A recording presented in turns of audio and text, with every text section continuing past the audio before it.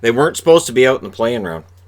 And that's where the Toronto Maple Leafs are at right now. They're a team that officially doesn't make the playoffs by losing the play-in round 3-2 against Columbus. Columbus played very, very well. Korpisalo was fantastic, and he proved against Tampa Bay it wasn't a fluke. But at the same time, Tampa Bay took Columbus out in 5. So, for Toronto, there's a lot of question marks. And in this, I don't really have an answer for what those questions might be. And I'm going to go ahead, and I always have the questionable part, the player that might be up for grabs, but the question mark for me is their fourth line. Their fourth line, they've had some good fourth liners. I'm not going to argue they didn't. Spezza was a good player for them this year when given the chance. But they need a consistently good fourth line. Look at the New York Islanders as an example of a team with a really good fourth line. Boston has managed to put together good fourth lines year after year after year. Having that four-line depth and having cohesion on each line is really important. I think one thing that was exposed with Toronto was when Sheldon Keefe takes Tavares and Marner and Matthews and throws them all together on one line. To me, that kind of exposes a lack of depth. And it exposes a desperation that teams that have those four lines that they can rotate and that they believe in don't have. So their general manager, of course, Kyle Dubas, there are those who would like to see him gone. There are those who want to see more patience given with Dubas and the Shannon plan. And there are some who think the Shannon plan needs to go because they haven't won a cup since they wore a logo that looks like this. It's been a while. So, and for the record, this is a hat that actually a Toronto fan gave me at a Canucks game, where he came over and he actually gave me the hat right off of his head. And so I try to wear that hat in as many Leaf-related videos as possible because I think it's pretty cool he gave me his hat. And then if he's watched the video, you can go, hey, look, there's my hat. So, coach, of course, is Sheldon Keefe. He'll get his first full season behind the bench next year.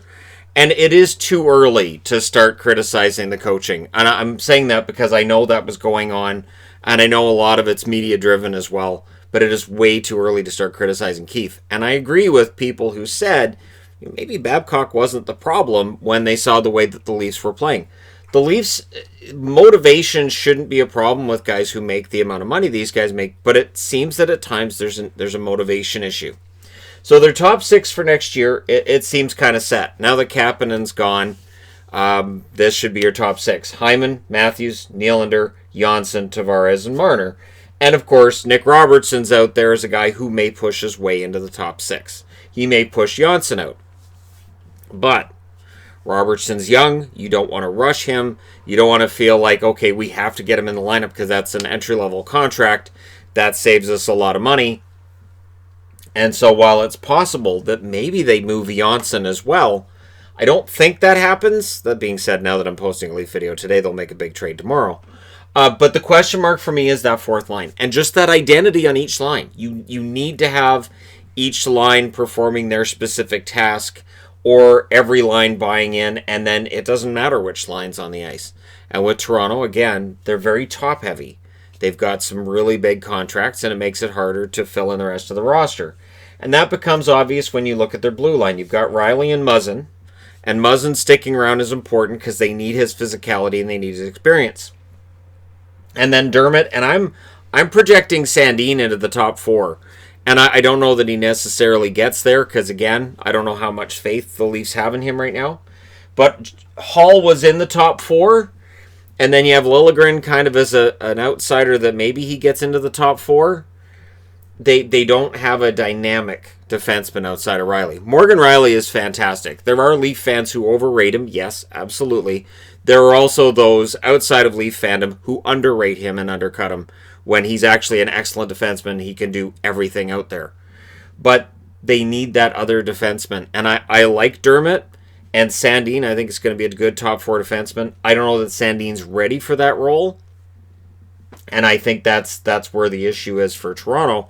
And I don't know if you necessarily fix it. And then, of course, there's the fear that Cody Cece's going to end up being in that top 4 next season, that they're going to bring him back. But I didn't put him in the lineup because technically he's UFA this summer. And then your top 2 goaltenders, Anderson and Campbell. And they're both under contract. I've seen the rumors with Freddie Anderson, and honestly, I don't get into trade rumors, but they're just that. I don't. From listening to what Kyle Dubas said after they were eliminated, I don't think he has any lack of faith in Freddie Anderson, and I don't think there's any desire to move around a goaltender right now.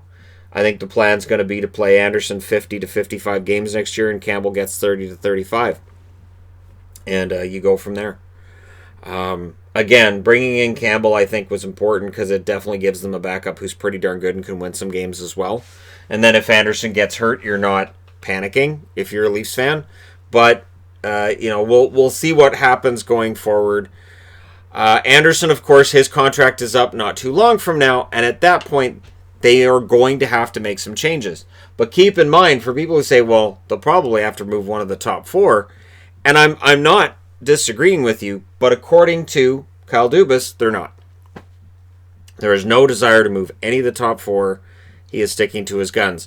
And whether we can agree or disagree, he's sticking to his guns on that. So there's something admirable in that. I do wonder if we're going to see a number 3 goaltender start to really prominently get that chance. I don't know if it's going to be Wall or what it is, but Kaskisuo wasn't the guy, and he's UFA this offseason. So if they want to keep him, they can. But I don't know that the upside's there with Kaskisuo.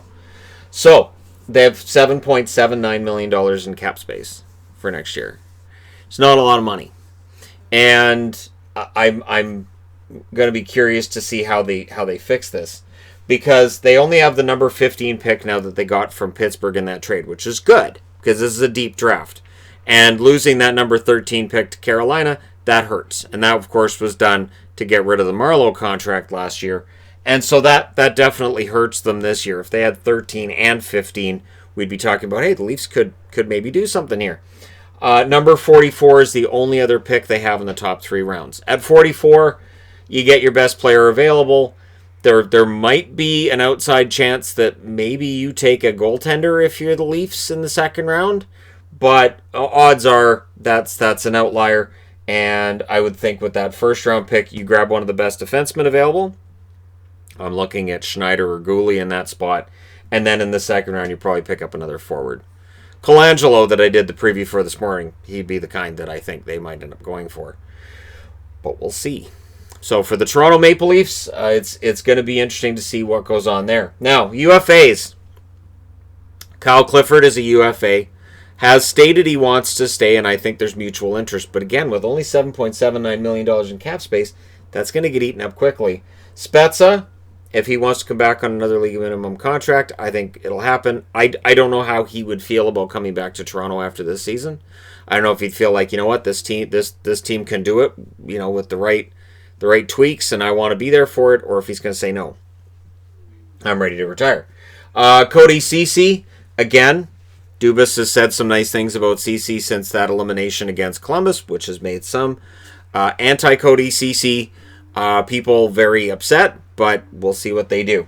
And Tyson Berry, of course, is the big one that drops out of that top 4, and odds are he's not going to come back. Because again, $7.79 million in cap space. There were rumors last year that Berry was looking for upwards of $8 million a year on his contract. He's not going to get $8 million a year. I'll say right now, and you guys can hold me to it later, but if Berry signs a contract that's $8 million a year in free agency, I will be on this channel saying that's a ridiculous amount of money. I will have no problem when that free agent signing comes through of saying, nope, that's too much money.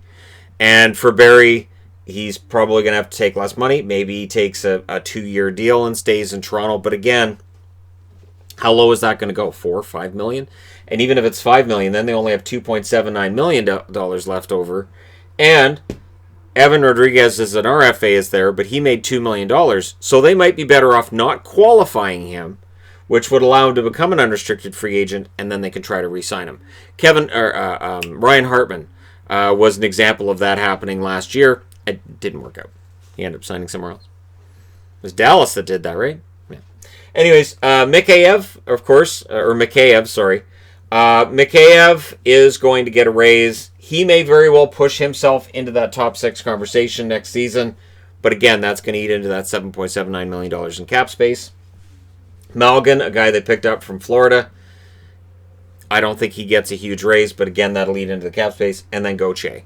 Is Gauthier going to be part of their picture going forward? Do they not qualify him? Do they qualify him? Is he going to be part of that fourth line identity that this team needs? Toronto needs to figure this out because, honestly, they have Matthews, they have Marner on contracts that when they're done, they're UFAs. They can go wherever. So if they want to sell these guys on the idea of, hey, stay in Toronto, we're building a winner, they have to get there. But also, the onus is on the players who are making the big money on those contracts to perform and to show they want that. And there has been instances against Boston and now against Columbus where I'm not going to say Washington because that was years back. That was their first time in the playoffs. But there have been instances where they definitely could have won a round.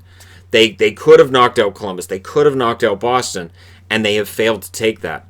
And that has to be put on some of these top guys. So we'll see whether or not that happens this coming season. So let me know what you guys think. What the Leafs need to do in order to actually bridge the gap between where they are and where they want to be. They want to be a contender. They want to get into rounds 2, 3, and 4. And this year I predicted they'd at least win a round. Based on this year's results, I can't predict that anymore. I can't. I see a team that's probably had their best chance, and now because of the salary cap, they're going to have a really hard time making that team better in the short term unless Dubas relents and is willing to move one of the big contracts. Let me know your thoughts. Hit like and subscribe if you're browsing your way through. You just happened upon this video. Thank you guys so much for watching, for all your support. I'll talk to you again soon.